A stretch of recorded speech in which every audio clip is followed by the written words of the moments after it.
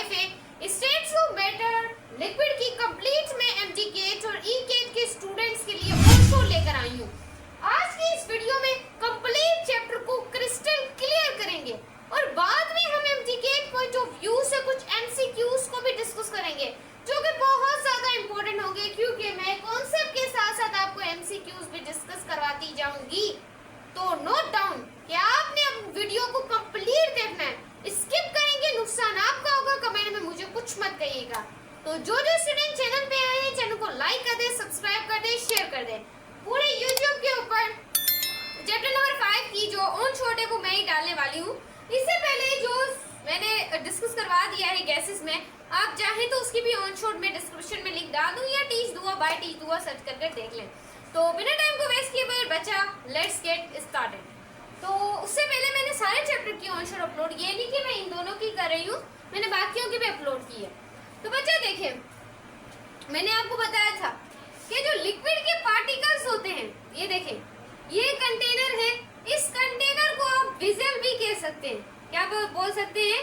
Vigil भी कह सकते हैं। जो भी आप कहना चाहें आपकी मर्जी है, मैं आपको नहीं करूंगी कि आप मेरी बात माने, आप जो भी कह लें। तो बच्चों देखें, गैस के पार्टिकल्स एक दूसरे से बहुत ज्यादा दूर दूर होते हैं, इतने भी नहीं, बहुत दूर, एक यहाँ एक यहाँ एक यहाँ एक यहाँ। इनके बीच में जो डिस्टेंस है वो तो बहुत ज्यादा है, लेकिन लिक्विड के पार्टिकल में बच्चा ऐसे नहीं है। लिक्विड के पार्टिकल्स में डिस्टेंस है लेकिन कम है। लिक्विड के पार्टिकल क्लोज है, उनमें फासला है, थोड़ा थोड़ा सा फासला है, ये बहुत दूर नहीं है, बहुत दूर इनका।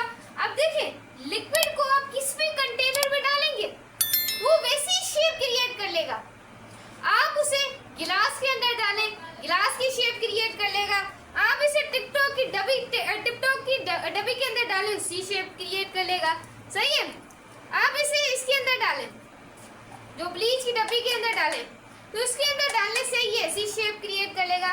ये तो बहुत मशहूर ब्लीच है डर्माकोस, इसकी डब्बी के अंदर लिक्विड को डालेंगे तो इसकी, यानी कि जिस भी कंटेनर के अंदर आप लिक्विड को डालेंगे उसकी वो शेप क्रिएट कर लेगा। तो लिख सकते हैं not fixed shape of liquid. Liquid की कोई भी फिक्स शेप नहीं होती, बट फिक्स्ड द वॉल्यूम, उसका वॉल्यूम फिक्स्ड होता है। गैस का ना शेप होती है ना वॉल्यूम होती है, वो तो बेचारी ऐसे ही है जैसे लेने के देना। उसके बाद हमारे पास है डिफ्यूजन। हेडिंग डाल लूं बच्चा, डिफ्यूजन। अब डिफ्यूजन का टर्म आपको क्या बोलते हैं, वैसे तो मैं आगे भी पढ़ाऊंगी लेकिन डिफ्यूजन पढ़ा रहे हैं बच्चे। स्प्रेडिंग ऑफ पार्टिकल, ये गैसेस के पार्टिकल बहुत दूर दूर तक बच्चा फैल जाते हैं, बहुत दूर तक बच्चा फैल जाते हैं। लेकिन बच्चों याद रखिएगा, लिक्विड के पार्टिकल के अंदर जो फैलने की स्पीड होती है वो कम होती है, इस वजह से वो लेस स्पीड में ट्रेवल करते हैं। मतलब कि आहिस्ता आहिस्ता। लिक्विड के पार्टिकल तो पता है स्पीड ही नहीं है, बस आपस में बहुत क्लोज है। तो spreading out of the molecule ये डिफ्यूजन, लेकिन यहाँ पे लेस स्पीड से डिफ्यूजन होती है, लिक्विड की डिफ्यूजन है जिसमें बच्चों क्या हो, लेस स्पीड। जैसे कि एग्जाम्पल ले लेते हैं, बस आपको एग्जाम्पल याद करनी पड़ेगी। जैसे कि हमारे पास हो गया इंक ड्रॉप। क्या मैं आपको कहना चाह रही हूँ, जरा गौर से देखना, ये नहीं कि गौर से ना देखें फिर बोले मैम समझ नहीं आया। ये कंटेनर है बच्चा, इस कंटेनर के अंदर मैं क्या डालती हूँ, इंक ड्रॉप को डालती हूँ। क्या डालती हूँ, कंटेनर के अंदर इंक ड्रॉप को डाल लेती हूँ। तो बच्चों जैसे ही देखें मैंने इंक ड्रॉप को इसके अंदर डाला, तो इंक ड्रॉप क्या करेगा, आहिस्ता आहिस्ता फैलेगा। एज कम्पेयर टू अगर गैसेस की बात करें तो बहुत जल्दी डिफ्यूज हो जाएगा। तो इसमें लेस स्पीड होती है लिक्विड में फ्लो करने की, ये जिधर तो डिफ्यूजन भी बहुत कम होती है लिक्विड में। क्लियर है माय स्टूडेंट, क्लियर है। अब आगे जाने से पहले आपको कुछ बुक की भी पॉइंट्स का पता होना चाहिए। ये तो एमजीके पॉइंट ऑफ व्यू से इम्पोर्टेंट जो पॉइंट है, क्योंकि चैप्टर जो है ये इंक्लूडेड है आपके एमजीके में, तो इसको आपने ज्यादा से ज्यादा क्लियर करना पड़ेगा। सही है।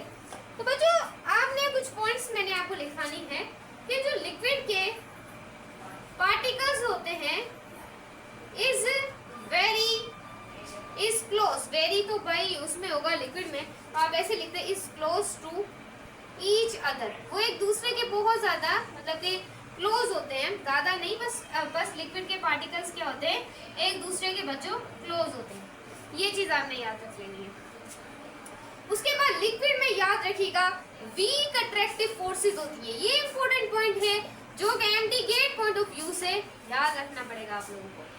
उसके बाद इसकी जो कोलिजन होती है वो मोर फ्रीक्वेंट होती है, बहुत ज्यादा फ्रीक्वेंट होती है, मोर फ्रीक्वेंट होती है। लेकिन गैसेस की तो भाई कंपेयर कर रहा है ये गैस के चैप्टर के बाद, फिर लिक्विड कंपेयर करेगा सॉलिड को। इस तरीके से बच्चों मोर फ्रीक्वेंट होती है। लेकिन अगर देखा जाए तो मरकरी, याद रखें एम्प्टी गेट पॉइंट ऑफ व्यू से आपकी बुक में दिया हुआ है, मरकरी एक मेटल है। किसी बच्चे ने नाइन्थ अच्छी नहीं पढ़ी तो उसके लिए बता रही हूँ। और ब्रोमाइन, बच्चा ब्रोमाइन नॉन मेटल है, इसकी वजह से इसमें जो कोलिजन होती है वो अनइक्वल होती है और डिफरेंट साइड्स में होती है। ये चीज आपने याद रखनी है, डिफरेंट साइड्स में, कोई ऐसे कोई ऐसे कोई ऐसे कोई ऐसे। क्लियर है माय स्टूडेंट? ये पॉइंट्स आपको याद होनी चाहिए। उसके बाद और पॉइंट्स को भी लिख लेंगे हम। तो जो लिक्विड है ना वो इज नॉट एप्रीकेबल, वो एप्रीकेबल ही नहीं है कि increase the volume of heating. Liquid applicable ही नहीं है कि आप लिक्विड को जितनी भी हीट देते जाएं, लिक्विड को पता है कि मेरा वॉल्यूम तो इंक्रीज ही नहीं होगा। तो ये पॉइंट बहुत इंपॉर्टेंट है। और लास्ट पॉइंट जो आपको एम्प्टी गेट पॉइंट ऑफ व्यू से याद होनी चाहिए वो एक ही पॉइंट है। ये सारी पॉइंट इंपॉर्टेंट है, ये नहीं कि आप बोले मैम इंपॉर्टेंट। वो जो लिक्विड के पार्टिकल्स होते हैं ना उनका एक कांस्टेंट मोशन होता है, ये आपने याद रखनी है। और उनकी जो मूवमेंट होती है ना बच्चा याद रखिएगा, वो होती है रेस्ट्रिक्टेड। क्या होती है? रेस्ट्रिक्टेड। सही बच्चा, सही है? क्लियर है आप लोगों को? आई होप आप लोगों को क्लियर हो। बार बार वीडियो बंद हो जाती है, इस वजह से मैं देखती हूँ। तो यहाँ से बच्चों मैं मिटा दूंगी इन पॉइंट्स को। अगर कॉपी करना चाहें तो पीछे आप कर सकते थे, आप लोगों के पास बहुत ज़्यादा टाइम था, आप इजीली इसको कॉपी कर सकते थे। अब मुझे मिटानी पड़ेगी।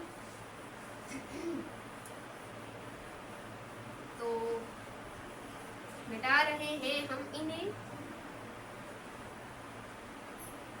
तो बच्चा अब हम डिस्कस करने वाले हैं फ्रॉम डिफ्यूजन, हमने डिस्कस कर लिया।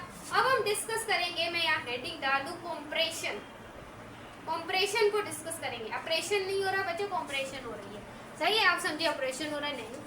अब बच्चों यहाँ पर आपने अच्छे तरीके से वो पॉइंट को समझना है जो मैं आपको समझाने की बहुत कोशिश कर रही हूँ। अब देखें, अब एक ये लिक्विड है, ये एक लिक्विड है, एक विजल है, इसके अंदर लिक्विड है।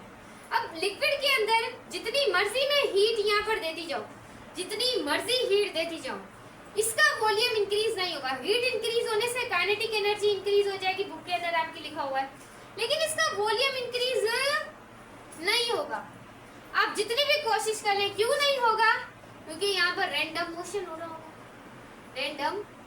रहा होगा, इस वजह से इसका मॉलिक्यूल, इसका जो वॉल्यूम है वो इंक्रीज नहीं होगा। इसकी बेस्ट एग्जांपल आप ले सकते हैं, मैंने आपको फिजिक्स में पढ़ाया है, hydraulic lift, hydraulic breaks and hydraulic machines. आपकी बुक में सिर्फ एक नाम लिखा हुआ है, तो ये आपकी नॉलेज के लिए मैं आपको बता रही हूँ कि आपकी नॉलेज हाई क्लास हो सके, क्योंकि आप पढ़ ही किसके पास रहे हैं। उसके बाद नेक्स्ट बचा हम डिस्कस करने वाले हैं कॉन्ट्रैक्शन। हर चीज मैं आपको बुक की पढ़ा रही हूँ। और एक्सपेंशन, एक कॉन्ट्रैक्शन और एक एक्सपेंशन, ये दो पॉइंट्स को हम डिस्कस करने वाले। बच्चा देखें, अगर आपकी फिजिक्स अच्छी है तो केमिस्ट्री भी अच्छी हो जाएगी, वरना अगर आप केमिस्ट्री अच्छी है तो केमिस्ट्री तो अच्छी होगी, क्योंकि फिजिक्स पढ़ने से केमिस्ट्री अच्छी होती है। तो फिजिक्स पढ़े हमारे चैनल पर। अब देखें एक्सपेंशन। बच्चों एक्सपेंशन एक ऐसा प्रोसेस होता है जिसके अंदर आपको टेम्परेचर ज्यादा देना पड़ता है, और टेम्परेचर ज्यादा होने से आपको पता है काइनेटिक एनर्जी ज्यादा हो जाती है, और काइनेटिक एनर्जी के ज्यादा होने से वॉल्यूम तो बढ़ेगा ही नहीं। लेकिन यहाँ पर बच्चों एक कंडीशन आ जाएगी, वो हमने याद रखना है कि इसके पार्टिकल जो होते हैं वो सेपरेट होते हैं, सेपरेट टू ईच अदर, वो एक दूसरे से सेपरेट हो जाते हैं।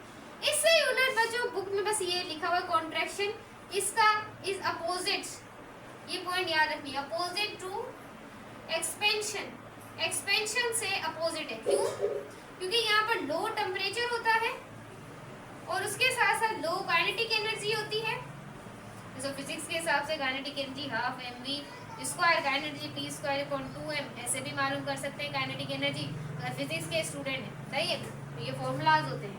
उसके बाद बच्चों यहाँ पर जो सेपरेट नहीं होंगे, यहाँ पर जो पार्टिकल है ये क्लोज टू ईच अदर, ये एक दूसरे के बहुत ज्यादा बच्चा क्या रहेंगे, क्लोज रहेंगे। तो ये एक्सपेंशन था और ये कॉन्ट्रैक्शन।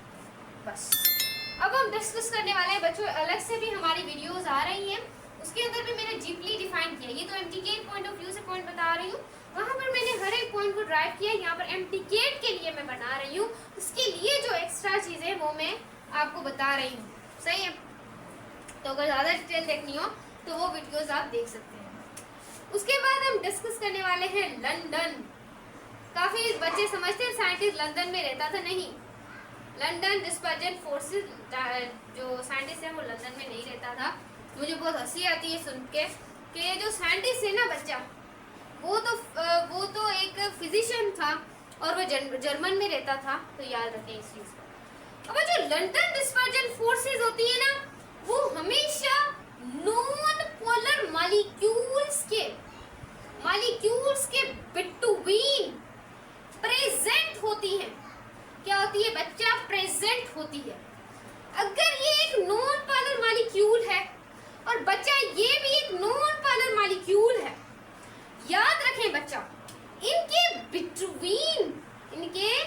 बिटवीन जो फोर्सेस होंगी, उन्हीं फोर्सेस को हम कहते हैं लंदन डिस्पर्जन फोर्सेस। ये हमेशा बच्चों प्रेजेंट होंगी नॉन पोलर मॉलिक्यूल्स में। एग्जाम्पल बच्चा याद रखना, एमजीकेट पॉइंट ऑफ व्यू से आपको बता रही हूं मैं।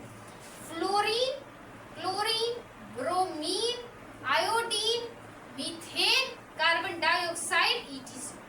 ये मोस्ट इंपोर्टेंट एग्जाम्पल और वायरल एग्जाम्पल है, आपको एमजीकेट पॉइंट ऑफ व्यू से याद होनी चाहिए।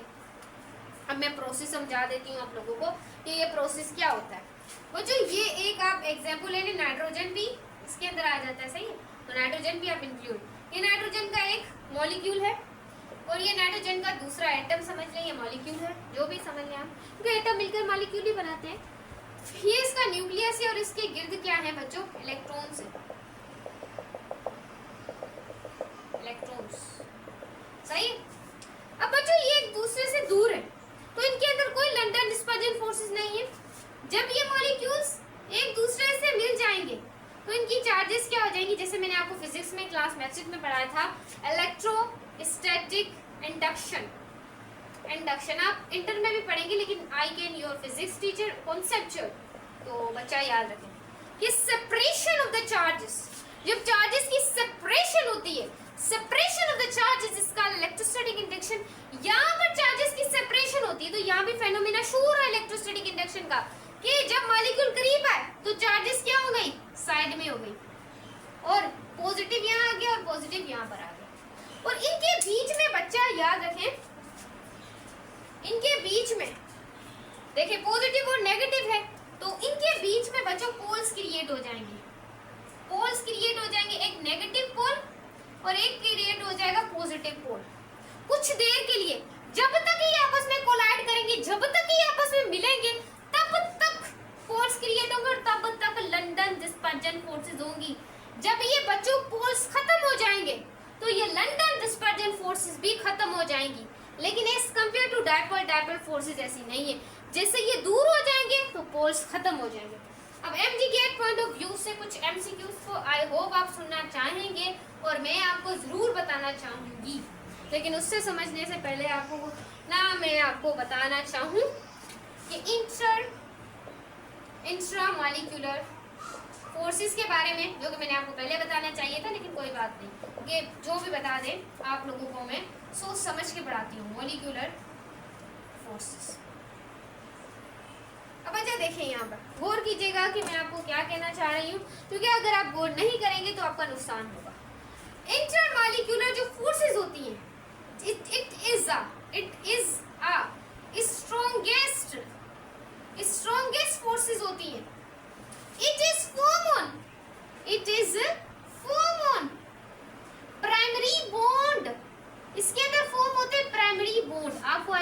केमिकल बॉन्ड के बारे में तो पता, अभी तो चैप्टर 3 में मैंने आपको पढ़ाया था कि फोर्स ऑफ अट्रैक्शन होती है जो बॉन्ड्स को होल्ड करके रखती है, उसको आप केमिकल बॉन्ड कहते हैं। इसकी ये दोनों फोर्सेस है, सही। ये प्राइमरी बॉन्ड इस वजह से स्ट्रॉन्गर है। उसके बाद बच्चों जैसे कि आयोनिक बॉन्ड आ गया, जैसे कि कोवेलेंट बॉन्ड आ गया, डेटिव बॉन्ड आ गया, और डेटिव बॉन्ड को कोऑर्डिनेट कोवेलेंट बॉन्ड भी कहते हैं। क्लियर है? अब intramolecular forces, it is a weakest forces, ये वीकेस्ट फोर्सेस है, जैसे as compare to intramolecular forces. ये आपको पता होना चाहिए। देखिए मैं आपको बता रही हूँ, एक होती है आप लोगों के पास हाइड्रोजन बॉन्डिंग, जो कि हम अभी डिस्कस करेंगे। उसके बाद बच्चों डायपोल फोर्सेस, उसके बाद हम डिस्कस कर रहे थे अभी जो है लंदन डिस्पर्जन फोर्सेस। आप समझ जाएगा डीएफ का मतलब क्या है, सही है बच्चों। इनके अंदर फॉर्म होते हैं सेकेंडरी बॉन्ड, ये चीज पॉइंट याद रखना, बुक में नहीं है। सेकेंडरी बॉन्ड क्या होते हैं, फॉर्म होते हैं, क्योंकि आप कुछ एक्स्ट्रा स्टडी भी होनी चाहिए, क्योंकि एमटीकेट पंजाब के थ्रू भी फॉलो कराया जाता है। अब देखिए बच्चों, ये स्ट्रॉन्गेस्ट होती है, सही। हम इनका जिक्र नहीं करेंगे, लेकिन इन बॉन्ड में से सबसे वीकेस्ट बॉन्ड है कोवेलेंट बॉन्ड।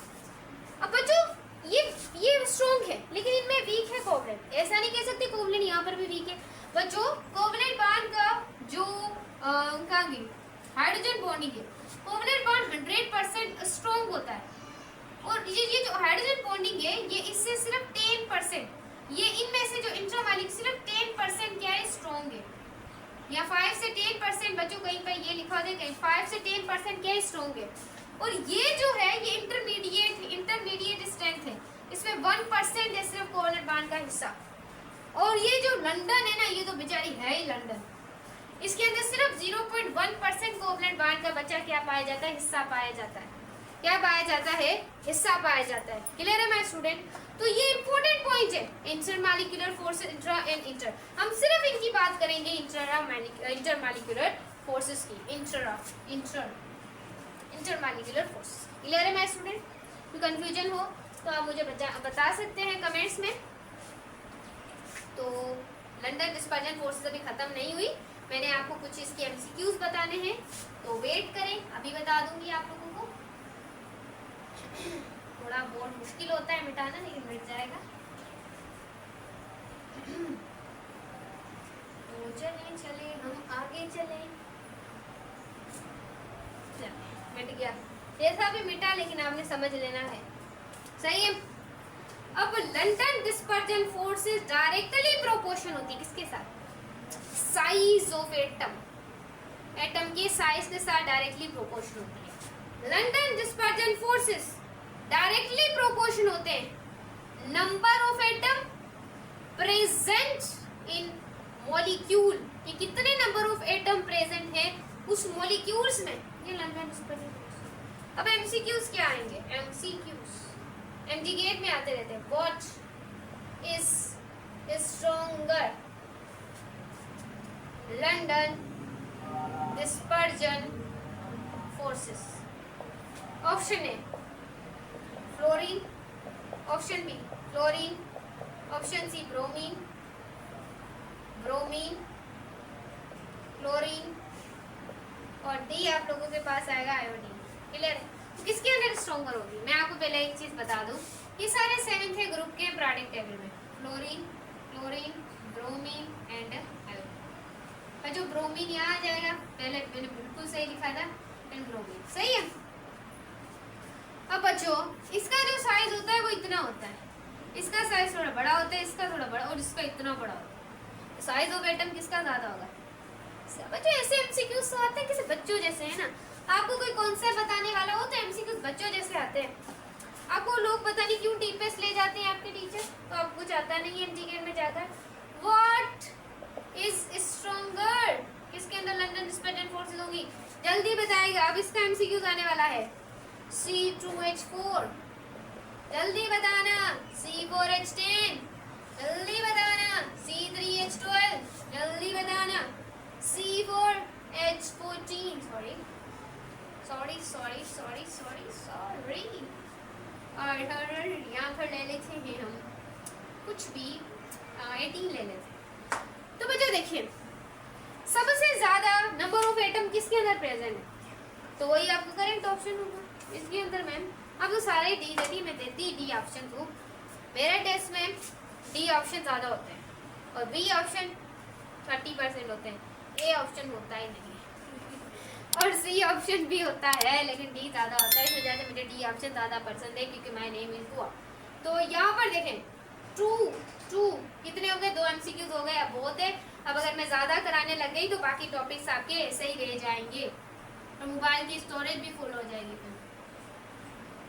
तो अब डिस्कस करने वाले हैं, क्या डिस्कस करें, पहले हम डिस्कस करते हैं डायपोल। डायपोल डायपोल फोर्सेस, बहुत आसान है बच्चों, हलवा है ये। कैसे, अब देखें, डायपोल का मतलब होता है पोलर, फिर डायपोल का मतलब होता है पोलर। ये क्या है, फोर्सेस हैं, आपको पता है ऑब्जेक्ट मूव कर रहा है, ये फिजिक्स नहीं है बच्चा। तो dipole dipole forces, it is present, definition बस आपने यही पॉइंट लिख लेनी है अपने नोट्स पर। It is present in polar molecules, ये जो पोलर मॉलिक्यूल्स होते हैं उनके अंदर प्रेजेंट होगी, नॉन पोलर के अंदर प्रेजेंट नहीं होती। ये चीज आपने याद रखनी है, only present of polar molecules. Clear है। एग्जाम्पल सबसे पहले मैं आपको लिखवा देती हूँ। Dipole forces, HCl, HBr, Cl, कुछ भी ले देते हैं, ETC, ये सारी एग्जाम्पल हम ले लेते हैं डायपोल डायपोल फोर्सेस। अब जो H हाइड्रोजन एंड Cl, अब इलेक्ट्रोनेगेटिव, इसकी इलेक्ट्रोनेगेटिव की पावर है 3.0, हाइड्रोजन की है 2.1। तो बताएं सबसे ज्यादा पेयर अपनी तरफ इलेक्ट्रॉन्स को कौन खींचेगा, जिसकी इलेक्ट्रोनेगेटिविटी ज्यादा होगी। तो क्लोरीन की इलेक्ट्रोनेगेटिविटी ज्यादा है, इस वजह से इलेक्ट्रॉन का ज्यादा पेयर किसके पास जाएगा, क्लोरीन के पास जाएगा। तो यही तो बच्चों डायपोल डायपोल फोर्सेस है। क्या इट इज अ, यहाँ पे डेफिनेशन भी लिख देती हूँ, it is a electrostatic forces between one end of one polar, one end of one positive polar molecule and second end of highly electronegative polar molecule. इसे मैंने जो भी बोला है वो सारे इसके अंदर लिख दिया। ये एक इलेक्ट्रोस्टैटिक फोर्स होती है, तो बच्चों इलेक्ट्रोस्टैटिक फोर्स वैसे फिजिक्स में चार्जेस के बिटवीन होती है, पॉजिटिव और नेगेटिव पोल, तो बिल्कुल यही भी सेम है, इस वजह से इलेक्ट्रोस्टैटिक ज़्यादा सही रहेगा। उसके बाद बिटवीन होती है one end of polar molecule and second end of highly electronegative polar molecule. तो ऐसी फोर्सेस को हम क्या बोलते हैं, डायपोल डायपोल फोर्सेस। क्लियर है, क्लियर है, कोई मसला नहीं है, बता देना कोई मसला हो, सवाल हो। अब डिस्कस करने वाले हैं हम अपना जो सबसे स्ट्रॉन्गेस्ट फोर्स है, हाइड्रोजन बॉन्डिंग, हाइड्रोजन की बॉन्डिंग, हाइड्रोजन बॉन्डिंग। अब अच्छा याद रखें कि आपके पास हाइड्रोजन बॉन्डिंग क्या होती है। पहले डेफिनेशन लिखवा देती हूँ, the force of attraction between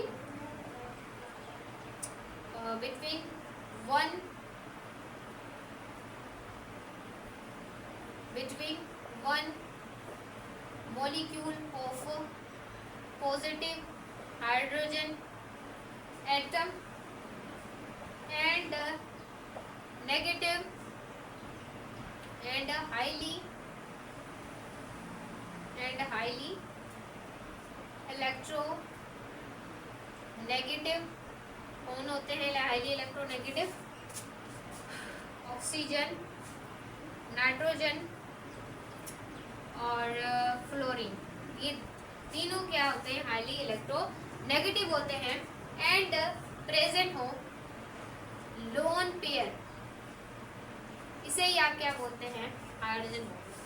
यानी बच्चा सिंपल देखें हाइड्रोजन बॉन्डिंग क्या होती है कि ऐसी इलेक्ट्रोस्टैटिक फोर्स ऑफ अट्रैक्शन भी कह सकते हैं, जो कि एक मॉलिक्यूल हो हाइड्रोजन का और दूसरी जो फॉर्म ये कहती है लाइन कि वो हाईली इलेक्ट्रोनेगेटिव प्रेजेंट हो लोन पेयर हाइड्रोजन। ये देखें अगर आपने डायपोल डायपोल फोर्स अभी मैंने समझाई अच्छी तरीके से समझिए, तो ये डायपोल डायपोल फोर्स की मॉडिफाई फॉर्म है। तो ये कंडीशन और लिख लें कि कंडीशन क्या है इसकी, तो आप ऐसे लिख सकते हैं it is a modified form of dipole dipole forces, इसकी मॉडिफाइड फॉर्म है।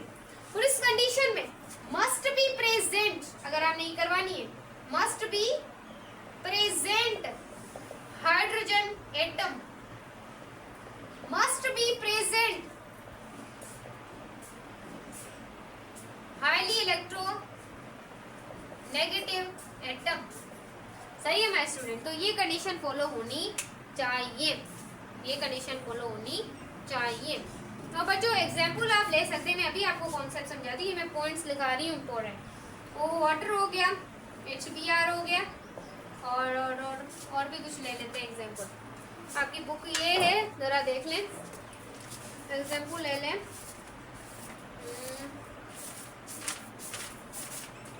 क्या ले लें, H2O NH3 NH3HF NH3 NH3H ETC बच्चा HF ETC। अब देखिए बच्चा, ऑक्सीजन हाइड्रोजन हाइड्रोजन, बुक में आपकी ये लिखा हुआ, मैं अभी इसको मिटा रही हूँ। Oxygen hydrogen hydrogen, oxygen hydrogen hydrogen. तो बच्चों इनके बिटवीन जो प्रेजेंट होती है आप लोगों के पास हाइड्रोजन के, इनके प्रेजेंट बच्चों इनके बीच में आप लोगों को क्या मिलेगी, ये देखिए ये लेयर्स क्या हो रही है, हाइड्रोजन बॉन्ड। वाटर के मॉलिक्यूल के बिटवीन आप HF का बना ले, उसके भी हाइड्रोजन बॉन्डिंग होगी, तो सारों में बच्चों आप लोगों की क्या होगी, हाइड्रोजन बॉन्डिंग होगी। क्लियर है। अब बच्चों कुछ फैक्टर्स है हाइड्रोजन बॉन्डिंग के, जिस पर हाइड्रोजन बॉन्डिंग खुद क्या करती है, डिपेंड करती है। वो बच्चों फैक्टर्स क्या है, तो मैं आपको समझाने वाली हूँ। उससे पहले मुझे इसको रिमूव करना पड़ेगा। सही। अब बच्चों फैक्टर्स क्या है, मैं थोड़ा सा आपको बता दूं कि हाई स्पेसिफिक हीट, वाटर की हाई स्पेसिफिक हीट होती है। मैं आपको रीजन भी बताऊंगी अभी। हाई स्पेसिफिक हीट क्यों हाई स्पेसिफिक हीट होती है बच्चों, जब भी हमें 1 सेंटीग्रेड या फिर 1 GM पर सेंटीमीटर क्यूब, मीटर क्यूब आप लिख सकते हैं, metre cube, kilo 1 kilogram, gram metre पर मीटर क्यूब। सही है। तो बच्चों जब भी हमें इतना टेम्परेचर को इंक्रीज करना होता है, तो हमें एनर्जी ज्यादा देनी पड़ती है, एनर्जी ज्यादा देनी पड़ती है क्यों ज्यादा देनी पड़ती है? अगर बच्चों फॉर एग्जाम्पल हमारी जो बॉडी है उसके अंदर आप लोग देखिएगा कि ये देखिए इसके अंदर 70% क्या पाया जाता है, पानी पाया जाता है। अगर बच्चों इतनी जल्दी ही ये फ्यूज हो जाए, यानी कि इतनी जल्दी ही बच्चों कि कम एनर्जी देने की, अगर कम एनर्जी अगर ये हासिल करे, तो बच्चों ऐसा होगा कि आप ठंडे हो जाएंगे, ठंडे होने से आप लोग कूल हो जाएंगे और आपका हार्ट वर्ट सब बंद हो जाएगा। इस वजह से वाटर की हाई स्पेसिफिक हीट होती है कि हम उससे ज़्यादा से ज़्यादा एनर्जी दें, वरना हमारी लाइफ को खतरा है, हम वहाँ पर सरवाइव नहीं कर सकते। इस वजह से वाटर की हाई स्पेसिफिक हीट होती है ड्यू टू हाइड्रोजन बॉन्डिंग की वजह से। उसके बाद सेकंड है वाटर की हाई बॉइलिंग पॉइंट होती है, हाई बॉइलिंग पॉइंट। अब वाटर की हाई बॉइलिंग पॉइंट क्यों, वाटर चला गया, हाँ इस वजह से पागल हो गया, हाँ उसे स्याही पी लिए। नहीं बच्चों याद रखें, हाइड्रोजन बॉन्डिंग HF में बहुत ज्यादा होती है, क्योंकि फ्लोरीन क्या है पूरे पीरियोडिक टेबल में 4.0 इलेक्ट्रोनेगेटिविटी रखता है, which is strongest hydrogen bonding. लेकिन बॉइलिंग पॉइंट वाटर की ज्यादा होती है, क्योंकि मस्ट बी प्रेजेंट, हाइड्रोजन के 4 हाइड्रोजन प्रेजेंट होने चाहिए। तो याद रखिएगा वाटर के अंदर 4 बॉन्ड प्रेजेंट है और इसके अंदर सिर्फ 2 बॉन्ड प्रेजेंट है। तो सबसे ज्यादा जो आप लोगों के पास बॉइलिंग होगी 100 सेंटीग्रेड, यानी कि सबसे ज्यादा जो बॉइलिंग पॉइंट होती है वाटर की होती है HF की नहीं होती। उसके बाद थर्ड पॉइंट आपने याद रख लेना है, हाई डेंसिटी। वाटर की डेंसिटी भी हाई होती है। कैसे? अब बताती हूँ कि ये बच्चा देखे क्यों हाई डेंसिटी होती है। वाटर चरिया हो गया है क्या? क्यों हाई डेंसिटी होती है पानी की? अब देखिए, और जो डेंसिटी बराबर होती है फिजिक्स की जो भी पढ़े, मास अपॉन वॉल्यूम के, मास अपॉन वॉल्यूम के बराबर होती है। तो वाटर का यहाँ पर वॉल्यूम भी कम होता है, तो वॉल्यूम मास तो ज्यादा ही होगा, वॉल्यूम कम होता है, इस वजह से डेंसिटी ज्यादा होती है। इस वजह से बच्चों डेंसिटी ज्यादा होती है, इस वजह से हाई डेंसिटी है। उसके बाद हाई विस्कोसिटी, वाटर की विस्कोसिटी भी ज्यादा होती है क्योंकि वाटर मोर विस्कोस होता है due to hydrogen bonding. Clear है? उसके बाद हाई सरफेस टेंशन होती है बच्चा, सरफेस टेंशन भी हाई होती है due to hydrogen bonding. Clear है? और वाटर का एनामोलस, ये समझने वाली चीज है, एनामोलस बिहेवियर, और वाटर का एनामोलस बिहेवियर भी ज्यादा होता है। क्यों बच्चा ज्यादा होता है? मैं अभी सिखाती हूँ आप लोगों को क्यों ज्यादा होता है। बच्चों वीडियो बहुत लंबी हो रही है इस वजह से, क्योंकि याद रखें जो मैं आपको भी बताने वाली हूँ, याद रखना, भूलना मत। अब एनामोलस बिहेवियर क्यों होता है बच्चों? दूसरे जो लिक्विड होते हैं ना, वो हीट करने से ज्यादा हीट करने से वो कॉन्ट्रैक्ट होने जाता है, लेकिन वाटर को हीट करने से वो एक्सपेंड हो जाता है। यही वाटर का क्या है? Anomalous behaviour. अगर वाटर को बिलो कर दे, मैक्सिमम डेंसिटी होती है 4 सेंटीग्रेड, बिलो कर दे वॉल्यूम इंक्रीज होगा। ये जो वाटर का एनामोलस बिहेवियर। वाटर पागल है ना, पागल है, पागल समझो आप। तो बच्चों देखें, अब हम डिस्कस करने वाले हैं आगे क्या टॉपिक है। तो होगा क्या होगा? वेपराइजेशन। क्या होगा? वेपराइजेशन। बहुत बड़ा है। बच्चों वेपराइजेशन क्या है? मैं पहले डेफिनेशन लिख देती हूँ। ऑन द सर्टेन टेम्परेचर, जो हमारे पास लिक्विड होता है उसकी काइनेटिक एनर्जी बच्चों एस्केप करती है। ये जो बुक में भी डेफिनेशन लिखी हुई है, एस्केप होती है लिक्विड सरफेस पर, तो उसे आप क्या बोलते हैं? एवापोरेशन। वो जो सिंपल है, मैं आपको क्या कहना चाहूँगी, मैं आपको एग्जांपल से क्लियर करा दूंगी। ये आपके पास एक कंटेनर है, बिल्कुल कंटेनर है। अब जब भी हमें किसी, ये लिक्विड है, अब लिक्विड को हमने कन्वर्ट करना है गैस में, आप नीचे से हीट को अप्लाई करें। जब आप हीट करेंगे तो आपका पानी क्या हो जाएगा? बच्चा? वेपर्स में कन्वर्ट हो जाएगा। किसमें कन्वर्ट हो जाएगा? वेपर्स में कन्वर्ट हो जाएगा। Due process is called vaporisation. This process is called vaporisation. अब ये तो प्रोसेस बताया है, काइनेटिक एनर्जी बढ़ेगी एंड द मॉलिक्यूलर फोर्सेस, इस तरीके से बच्चा ये ही समझना है। अब उसके बाद हम डिस्कस करने वाले हैं एक टॉपिक देखें, आगे टॉपिक दिया हुआ है बुक में से ही थोड़ा सा देख लेते हैं अपन। बच्चों वोलेटाइल लिक्विड और एक होते हैं नॉन वोलेटाइल लिक्विड। एक होते हैं वोलेटाइल लिक्विड इसके अंदर, और दूसरे होते हैं नॉन वोलेटाइल। अब इनमें बच्चों आपने डिफरेंस समझना है कि डिफरेंस क्या है फर्स्ट और सेकंड में। बच्चों जो वोलेटाइल है वो हाई वेपर प्रेशर पर क्या हो जाए? एवापोरेट हो जाए। तो ऐसे लिक्विड्स को हम क्या बोलते हैं? Volatile liquids. अब इसमें एग्जांपल आप ले सकते हैं गैसोलीन, और एग्जांपल ले सकते हैं आप, एक और एग्जांपल है जो कि मोस्ट फेमस दी जाती है वोलेटाइल लिक्विड में, वो हमारे पास है इथेनॉल, एसीटोन, इथेनॉल हो जाता है, एसीटोन हो जाता है, ये सारे वोलेटाइल लिक्विड है। अब नॉन वोलेटाइल जो कि लेस वेपर प्रेशर पर बच्चों क्या हो? नो एवापोरेट ना हो। ऐसे लिक्विड मोबाइल हो जाते हैं। कौन से होते हैं? मोबाइल ऑयल हो जाते हैं और मरकरी हो जाते हैं। This is a best example होता है नॉन वोलेटाइल लिक्विड्स। अब जो इसका ये अपोजिट प्रोसेस है जिसे हम कंडेंसेशन कहते हैं, ये प्रोसेस के बारे में। और मोस्ट इंपॉर्टेंट पॉइंट जो कि मैंने आपको इसमें बतानी थी, it is a endothermic process. It is the endothermic process. Endo का मतलब होता है बच्चों एब्जॉर्ब, जो कि एब्जॉर्ब करे। कंडेंसेशन बच्चों इसका रिवर्स है, जिसके अंदर याद रखना है, भूलना नहीं है मेरे स्टूडेंट है। तो जो वेपर प्रेशर है यानी कि जो आपकी गैसेस है, गैसेस, अब गैसेस कन्वर्ट हो जाती है किसमें, लिक्विड में। अगर आप कोई ये विजल ले लें, इस विजल के ऊपर कोई पिस्टल अटैच कर दें और इसके अंदर रख दें पानी,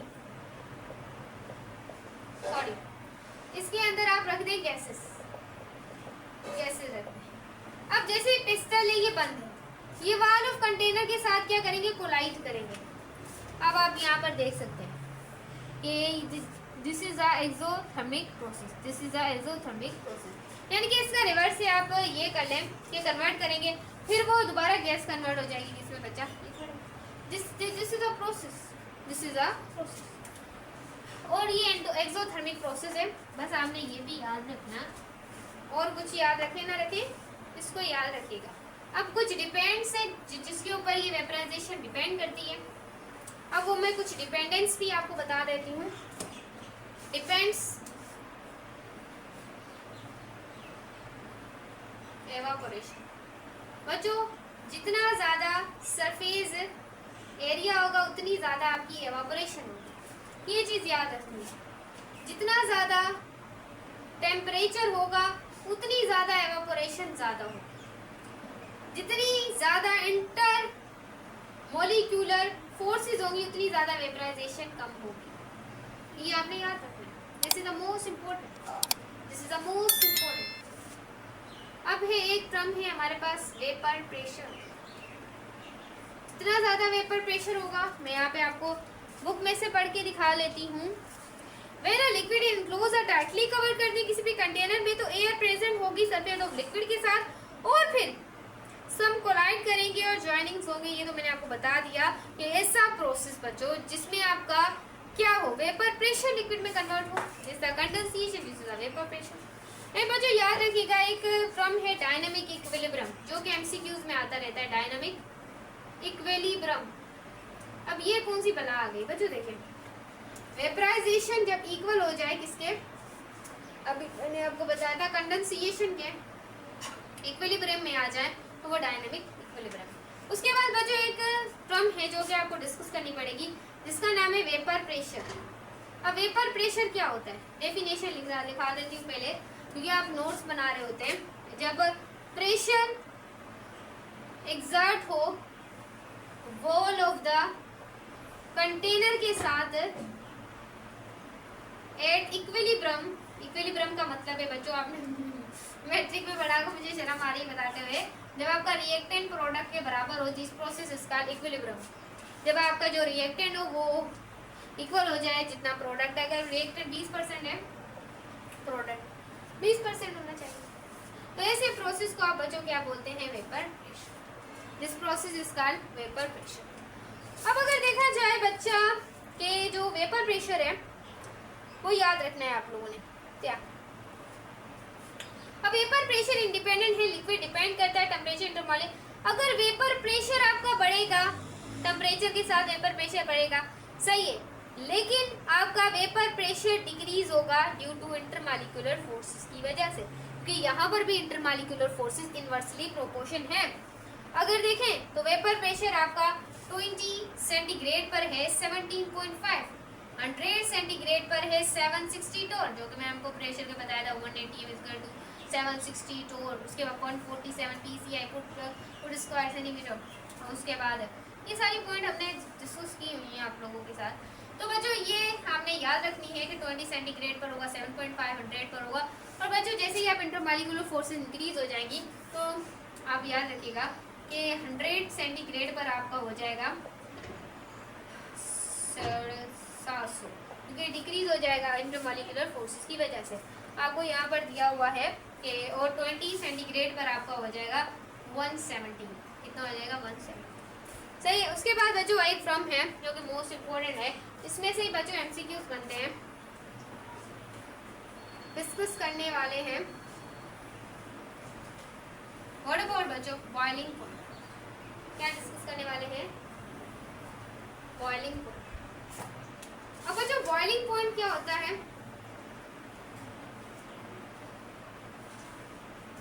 पहले डेफिनेशन लिख लेते हैं।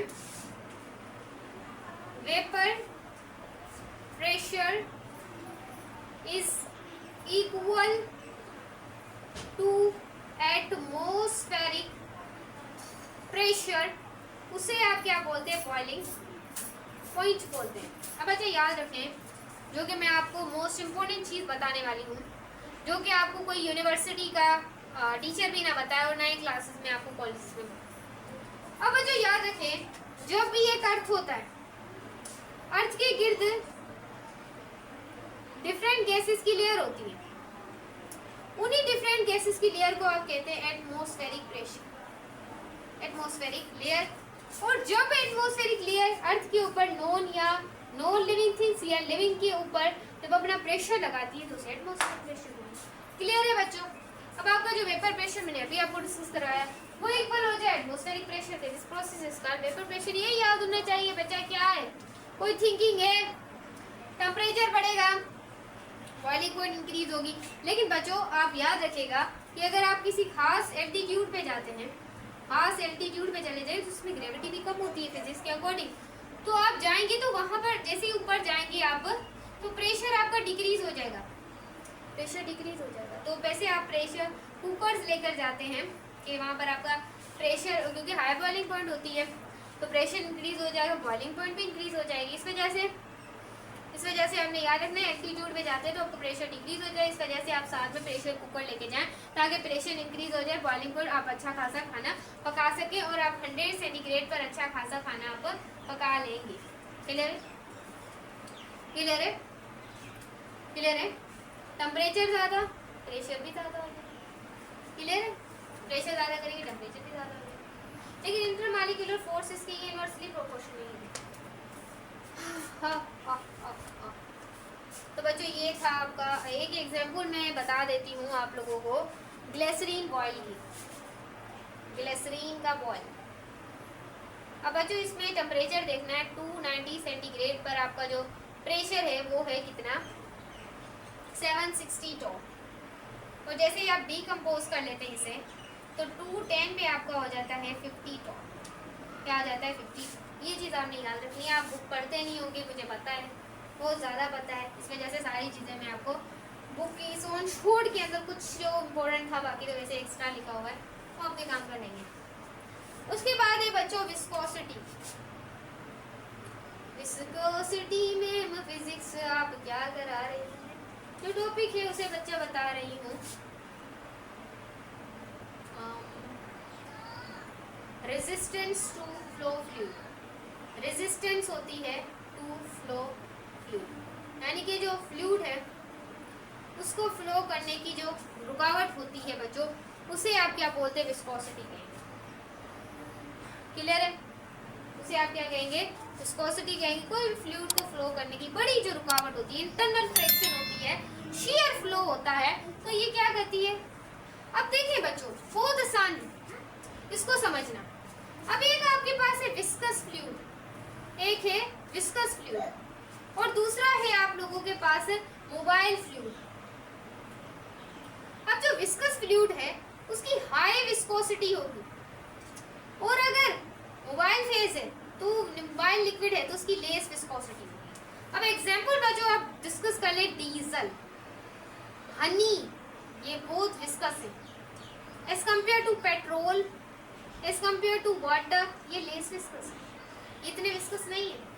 तो बच्चों याद रखिएगा विस्कोसिटी किसी भी फ्लूइड को फ्लो करने की बड़ी रुकावट होती है, उसे आप विस्कोसिटी कहेंगे। बस आप इतना आपने याद रखना है। विस्कस फ्लूइड की हाई विस्कोसिटी डीजल और हनी की होती है। अब बच्चों जितनी ज़्यादा इंटरमॉलिक्यूलर फोर्सेस होंगी उतनी ज़्यादा आपकी विस्कोसिटी होगी, इतनी ज़्यादा आपकी विस्कोसिटी होगी। जैसे कि इंटरमॉलिक्यूलर फोर्सेस यहाँ पर बताया गया है कि यहाँ पर हाईएस्ट दी हुई है अब बेंजीन की और गैसोलीन की। और बेंजीन और जो गैसोलीन है ये दोनों नॉन पोलर मॉलिक्यूल है, इसकी वजह से इनमें इंटरमॉलिक्यूलर फोर्सेस कम है और लेस विस्कोसिटी है।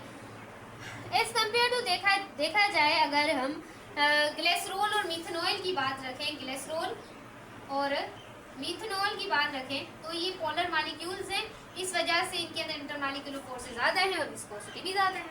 ये चीज़ आपने बच्चों याद रखनी है, बहुत सिंपल। मुश्किल था कुछ भी मुश्किल नहीं होता बच्चों, आप खुद बना लेते हैं मुश्किल। अब इसको शो कर दें विस्कोसिटी को आप ईटा से, इसे आप पढ़ेंगे ईटा, फिजिक्स में भी पढ़ाया मैंने।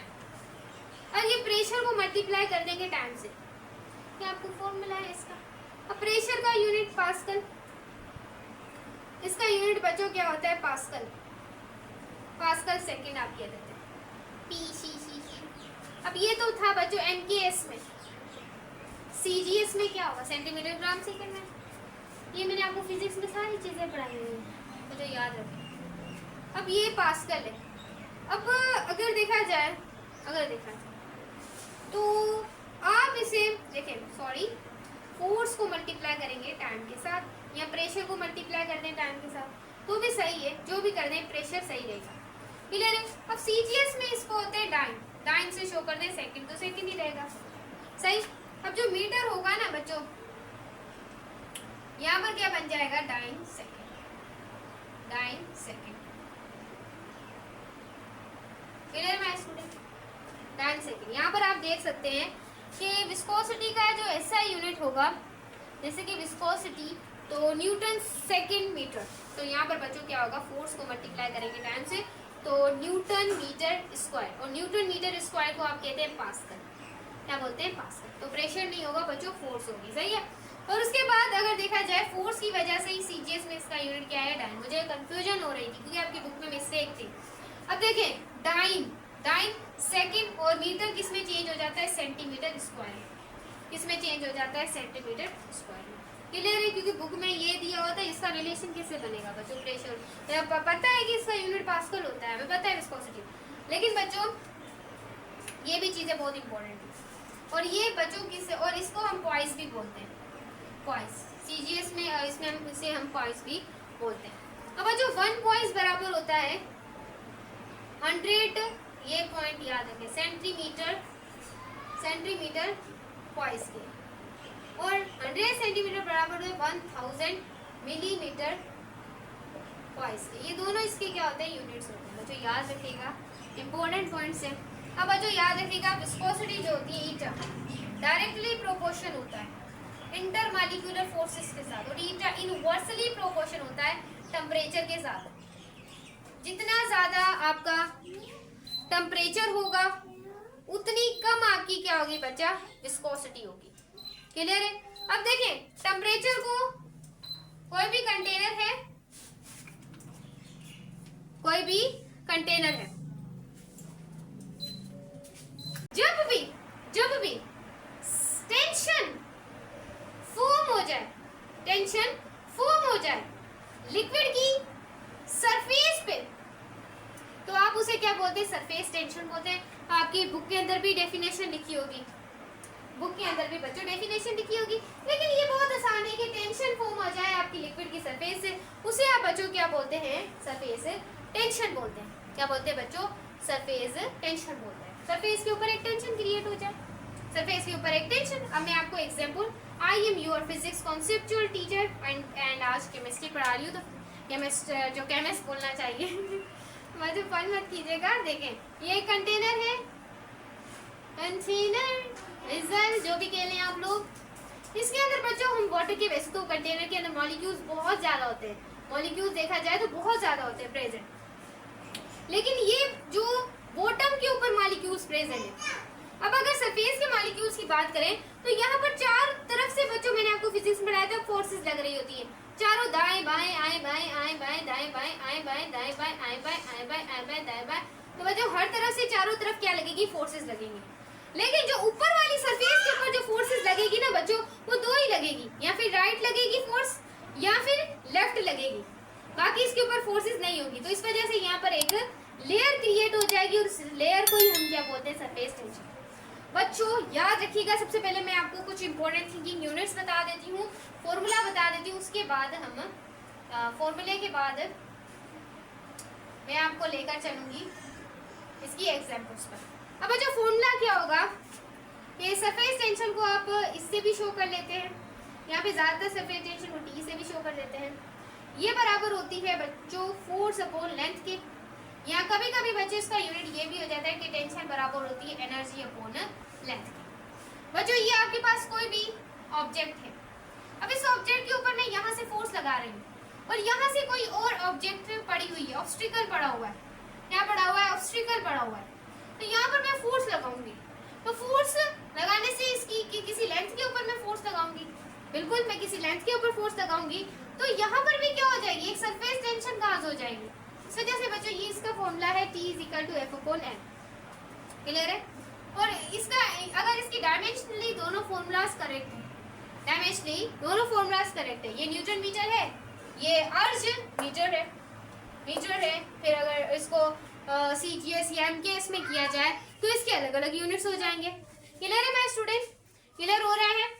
तो बच्चों अगर हम इसके यूनिट्स देखना चाहें CGS में या फिर MKS में, CGS में या फिर MKS में, मेरी आदत है कि मैं हर एक यूनिट को बताती हूँ क्योंकि MGK किसी को नहीं छोड़ता, तो मैं आपको बताती हूँ, कहीं से भी सवाल आ सकता है, कोई भी आ सकता है। अब फोर्स का यूनिट न्यूटन होता है, लेंथ का यूनिट मीटर होता है, और इसका एनर्जी का यूनिट जाउल होता है या फिर अर्ज भी कह सकते हैं आप, और लेंथ का यूनिट मीटर होता है। ये दोनों देखें डायमेंशनली दोनों यूनिट करेक्ट है, दोनों करेक्ट है, ये याद रखना, दोनों आप ले सकते हैं। अगर MCQs आ जाए तो आप ये दोनों यूनिट्स लगा सकते हैं। अगर खास किसी स्ट्रक्चर का पूछा जाए तो आप किसी स्ट्रक्चर का लगा दें। अगर MKS में तो यूनिट ही रहेगा, मीटर का मीटर ही रहेगा, और मीटर का बच्चों सेंटीमीटर हो जाएगा, और अर्ज में बच्चों अर्ज ही रहेगा, अर्ज में अर्ज ही रहेगा। याद रखना है, याद रखेंगे तभी कोई चीज याद रहेगी। और यहाँ का बच्चों होता है सेंटीमीटर स्क्वायर, सेंटीमीटर स्क्वायर, ये न्यूटन सेंटीमीटर, ये अर्ज सेंटीमीटर स्क्वायर हो जाता है किसका, CGS में, सेंटीमीटर ग्राम सेकेंड। अब जो आपकी जो सरफेस टेंशन होती है डायरेक्टली प्रोपोर्शन होती है, जैसे वो थी इंटरमोलिक्यूलर फोर्सेस के, और जो सरफेस टेंशन होती है वो इनवर्सली प्रोपोर्शन होती है आपकी, ये टेंशन ही समझिएगा, इसे खुशी मत समझिएगा, खुशी नहीं, खुशी ड्रामा नहीं, अर्नब खुशी वाला नहीं। तो बच्चों देखें ये जो टेंशन है ना, ये डायरेक्टली प्रोपोर्शन इनवर्सली प्रोपोर्शन है, जितना ज्यादा टेम्परेचर उतनी ज्यादा सरफेस टेंशन लो। याद रखिएगा बच्चों, याद रखिएगा, इंपॉर्टेंट थिंकिंग है, इंपॉर्टेंट मैंने आपको हर चीज इंपॉर्टेंट बताई है, कोई अपनी तरफ से। अब मैं बताती हूँ सरफेस टेंशन बच्चों होती क्या है। फिजिक्स में भी मैंने आपको पढ़ाया हुआ है, फिजिक्स के स्टूडेंट हैं और जिनको ये पॉइंट पहले से समझी हुई है वो थोड़ी सी आगे वीडियो कर ले, कोई प्रॉब्लम नहीं, कोई भी प्रॉब्लम नहीं। बच्चों जो सरफेस टेंशन होती है ना, सरफेस टेंशन कोई प्रॉब्लम नहीं है, कोई प्रॉब्लम नहीं है। बच्चों तो देखिए पानी का ड्रॉप जब आसमान से गिरता है तो ये क्लाउड्स है, बादल है, बादल आए बारिश आए, बच्चों देखिए ये बादल है। अब यहाँ से बादल से एक पानी का ड्रॉप स्पेरिकली क्यों होता है, स्पेरिकली क्यों होता है? ये ट्राइंगुलर होना चाहिए, ये रेक्टेंगल होना चाहिए, ये पैराबोला होना चाहिए, ऐसे ऐसे हाइपरबोला होना चाहिए, ये एलिप्टिकल होना चाहिए। क्यों स्पेरिकल है? क्योंकि बच्चों वाटर का ड्रॉप की ना सरफेस टेंशन है, तो वाटर का ड्रॉप मिनिमम सरफेस एरिया घेरता है, मिनिमम सरफेस टेंशन का काम ही है कि मिनिमम सरफेस एरिया को घेरना। इस वजह से बच्चों, इस वजह से स्पेरिकल होता है क्योंकि पानी का ड्रॉप जाता है मैं कम से कम एरिया को करूं, क्योंकि इसके अंदर क्या होती है, सरफेस टेंशन होती है। क्लियर है? क्लियर हो रहा है? आई होप क्लियर हो। अब यहाँ पर एक आ जाता है कैपिलरी एक्शन, कैपिलरी एक्शन ये भी किसकी वजह से होता है, ड्यू टू सरफेस टेंशन। ये पानी है, इस पानी के अंदर मैं स्ट्रॉ रख देती हूँ, स्ट्रॉ, तो बच्चों पानी कैसे, पानी लिक्विड राइज हो जाता है ड्यू टू कैपिलरी एक्शन, और कैपिलरी एक्शन किसकी वजह से होता है, सरफेस टेंशन की वजह से होता है। अब मुझे सांस चढ़ गया है, तो बच्चों देखें और भी आप कई सारी के जो पानी है वो कॉनकेव मैनिपुलेशन करता है, मैनिपुलेशन करता है, और जो मरकरी है पानी कॉनकेव करेगा ना, हाँ, और मरकरी क्या होती है, mercury convex,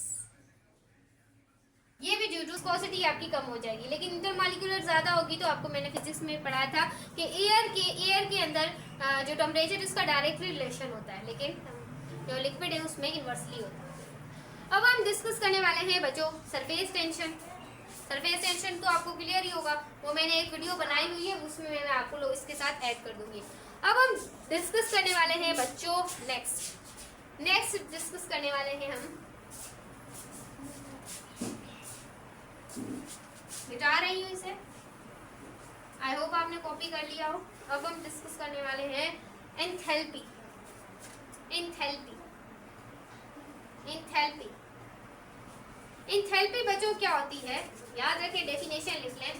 it is a physical and chemical change होता है जिसमें कांस्टेंट आपका प्रेशर रहे,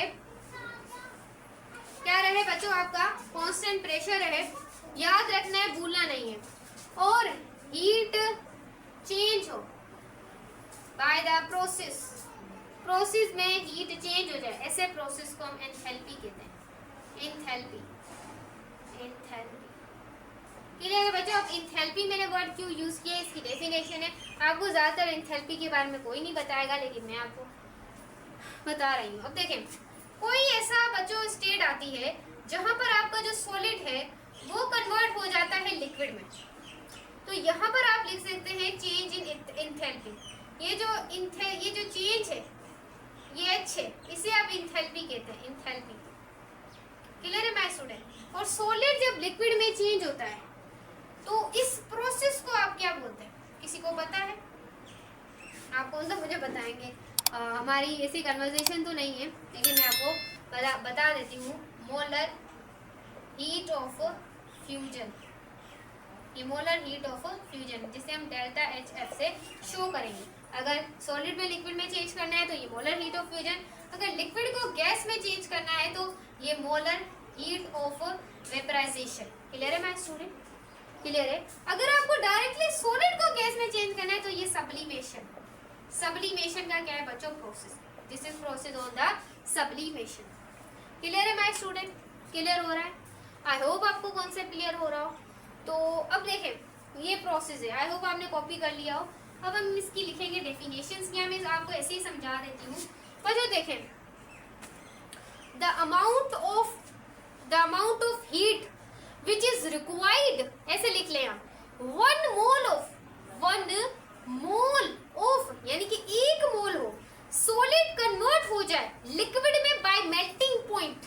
मेल्टिंग पॉइंट उसे आप कहते हैं मोलर हीट ऑफ फ्यूजन। क्या बोलते हैं बच्चा?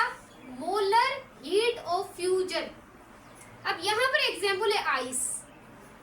आइस को कन्वर्ट करते हैं वाटर में तो आपको एनर्जी लगेगी 6.02 इतनी किलो जूल पर मोल। इसका यूनिट होता है मोल इनवर्स।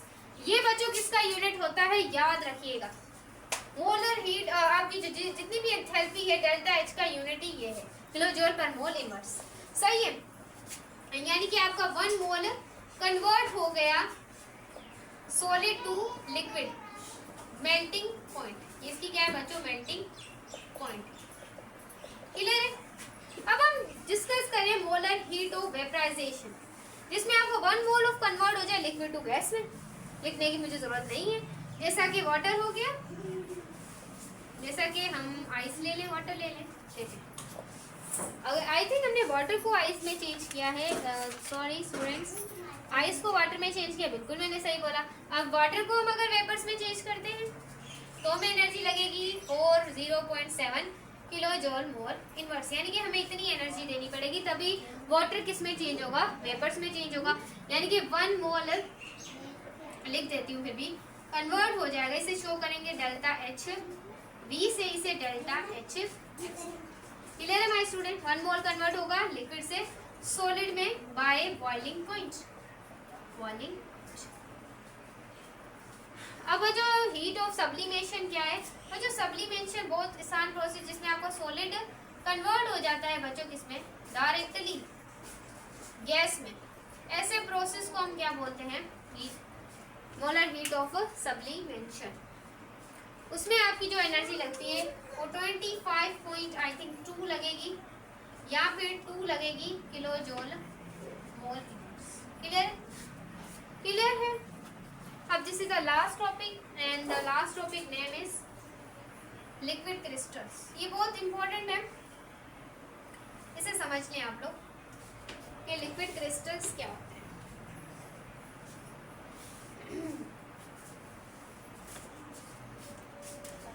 लिक्विड क्रिस्टल्स बच्चों ये समझाने वाली चीज है, तो मैं समझाती जा रही हूँ आप लोगों को। बच्चों लिक्विड क्रिस्टल क्या होते हैं? इट इज बिटवीन ये बिटवीन होता है सॉलिड एंड लिक्विड स्टेट। ये ना ही not fully liquid and solid, ये ना ही तो पूरी लिक्विड की स्टेट होती है और ना ही पूरी सॉलिड की स्टेट होती है, बल्कि ये बिटवीन होती है। यानी कि ना ही पूरी सॉलिड है वो ना ही लिक्विड है, इसके बिटवीन की जो स्टेट है उसे आप लिक्विड क्रिस्टल बोलते हैं। थोड़ा बिहेवियर इसका सॉलिड का भी, यानी कि ऐसे कह सकते हैं कि 50% लिक्विड होगा इसका बिहेवियर और 50% ये शो करेगा किसका, सॉलिड का बिहेवियर। यानी कि आप ऐसे कह सकते हैं। इसके जो पार्टिकल है, it is flow of fluid, ये फ्लूइड की तरह भी या फ्लूइड लिक्विड की तरह फ्लो करते हैं। और कुछ जो इसके पार्टिकल्स हैं वो अरेंजमेंट, फिक्स्ड अरेंजमेंट के साथ मूव करते हैं जैसा कि सॉलिड में। यानी कि याद रखें कि आधा बिहेवियर ये लिक्विड जैसे फ्लूइड फ्लो करता है, लिक्विड फ्लो करता है ऐसे, और ये सॉलिड की तरह ये अरेंजमेंट भी इनकी होती है। उसने एक साइंटिस्ट था जिसका नाम है फ्रेडरिक रेंटीजर बाबाजी, साइंटिस्ट 1888 में। उन्होंने क्या किया, कोलेस्ट्रॉल बेंजोइट लिया, उसने उसको हीट किया। ये इसका है मेल्टिंग पॉइंट, तब उसकी थी 45.5 सेंटीग्रेड उसकी डिग्री थी, उसका टेम्परेचर उसने इतना लिया। तो यहाँ पर जो उसके क्लाउडी मटेरियल शो हुआ, क्लाउडी मटेरियल शो हुआ, जैसे कि पानी और मिट्टी के बीच में कीचड़ होता है, ऐसे ही बच्चों इसमें क्लाउडी कुछ मटेरियल शो हुआ, ना ही पूरा सॉलिड ना ही पूरा लिक्विड। उसके बाद उसे क्लियर लिक्विड शो हुआ कि उसने कहा कि लिक्विड की और सॉलिड के बिटवीन भी कोई स्टेट है, तो उस स्टेट को उसने क्या दिया, लिक्विड क्रिस्टल का। और यहाँ पर 78.5 उसे दे। ये सबके लिए ही नहीं है, सिर्फ ओनली बच्चों किसके लिए, लिक्विड, ये सिर्फ कोलेस्ट्रॉल बेंजोइट के लिए। ये अलग अलग होंगी जो भी आप रखेंगे। तो उसने बोला कोई क्लाउडी मटेरियल है, क्लाउडी स्टेट है, फिर क्लियर लिक्विड आ रहा है। Clear my student. उसके बाद एंड यूजेस, इसके यूजेस क्या है, आप एलसीडीज देखते हैं, एलसीडीज लिक्विड क्रिस्टल डिस्प्ले। अब इसके अंदर भी बच्चों क्या यूज हो, ये आपके लिक्विड क्रिस्टल। आप मोबाइल ले लें, उसके अंदर भी लिक्विड क्रिस्टल यूज हो। आप वॉचेस ले लें, उसके अंदर भी लिक्विड क्रिस्टल का इस्तेमाल है। मेडिकल के अंदर आर्टरीज में, वीन्स में, इंजीनियरिंग में आप सर्किट्स के अंदर यूज करते हैं, बहुत यूज है। आप मानकर भी ना मान नहीं कर सकते। और भी बच्चे यूज है, हाइड्रोलिक मशीन्स में भी यूज है, क्रोमेटोग्राफी में भी यूज है। बस यही है बच्चे इसके यूजेस। और टेम्परेचर में थर्मामीटर की जो मरकरी है उसमें भी इसका यूज है। अब एमसीक्यूज बच्चों कौन से है देखें कि the boiling point of water 100 centigrade पे, लेकिन हाइड्रोजन सल्फाइड का क्यों 4? क्योंकि बच्चों ऑप्शन डी होगा आपका, टेंडेंसी ऑफ वाटर होती है हाइड्रोजन बॉन्डिंग, मैंने आपको भी बताया। वाटर राइज होता है नैरो ग्लास ट्यूब में, बिकॉज क्योंकि वाटर में मैंने आपको बताया कि कोहेसिव फोर्सेस स्ट्रॉन्गर होती हैं एडजेसिव फोर्सेस से। अब बच्चों हमेशा याद रखिएगा मेनिस्कस वर्ड होता है जो कि टेस्टिस में आ जाता है। ये मैंने बताना था कि जो वाटर है उसकी स्ट्रक्चर होती है कॉनकेव, और जो आपका मरकरी होती है उसकी स्ट्रक्चर होती है कॉन्वेक्स। क्या होती है, कॉन्वेक्स होती है। इस वजह से जो आपका देखें, अब वाटर के अंदर आपकी एजेसिव जो कोहेसिव फोर्सेस है वो ज्यादा होती हैं एजेसिव फोर्सेस से, और कॉन्वेक्स में जो एजेसिव फोर्सेस है वो ज्यादा होती हैं कोहेसिव फोर्सेस से। वो ज्यादा होती है बच्चों किससे, कोहेसिव फोर्सेस से। तो ये आपने बिहेवियर वाटर का याद रखना है कि ये कोहेसिव फोर्सेस स्ट्रॉन्गर होगी वाटर में adhesive forces. What which of the following statement incorrect. बच्चों देखिए विस्कोसिटी, रेजिस्टेंस फ्लूइड की, ये भी सही है। लिक्विड का डेफिनेट वॉल्यूम है, ये भी सब्लिमेशन है, एंडोथर्मिक प्रोसेस है, ये भी सही है। और field of cooling path and condensation, हाँ ये भी सही लिखा हुआ है, लेकिन सब्लिमेशन एक एंडोथर्मिक प्रोसेस नहीं है, क्योंकि नहीं बच्चों सी गलत है, क्योंकि कंडेंसेशन में कूलिंग इफेक्ट नहीं शो होता, वेपराइजेशन में शो होता है। तो ऑप्शन सी गलत है। Which of the following is low, लिखें weak London forces. Weak London forces किसके अंदर है, ये तो यहाँ पर स्ट्रॉन्गेस्ट पूछ रहा है ना, तो वीक लंडन फोर्सेस कहाँ पर? ब्रोमीन, आयोडीन, क्लोरीन, तो आपने मुझे कमेंट में बताना है। उसके बाद hydrogen bond is not found in, methane में नहीं होता। उसके बाद the boiling point of different liquids आप देख सकते हैं डिफरेंट एक्सटर्नल प्रेशर